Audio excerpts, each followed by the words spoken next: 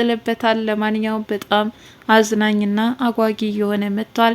ለማንኛውም ለካሌብ ሚስቱ እየማገጠችበትና እየወሰለተችበት እንደነበረ ከሽማግሌውም ሆነ ከትሁት ቢነገረውም ዛሬ ላይ ግን በራሴ ለምን አላረጋግጥም አይነት ስሜት ወደ ቤቱም ተመልሶ እና ዳንኤል የሚናገሩትን ነገር ሁሉንም በአይኑ እያየ በጆሮ እየሰማ ነው።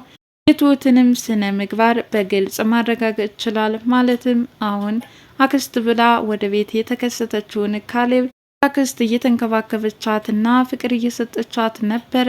በተቃራኒው ቲና ግን አልሽ በማለት እዛ ቤት በጣም የማይገባ ነገር እየተናገረች ነው። ማለትም ለአንድ እንግዳ አሁን የሰውየው እናት ሆና እየተከሰተችውን ወይዘሮ ካሌብን እዛ ቤት ስታያት ገና ተናዳባታለች። ማንኛውም ዛሬ ላይ ካሌብ የሁለቱን ማንነት ራሱ ባይኑ ተመልክቶ ተረድቷል። ቀጣይስ ካሌብ በእነዚህ ሁለት ወስላታ ልጆች ላይ ምን አይነት እርምጃ ሊወስድባቸው ይችላል?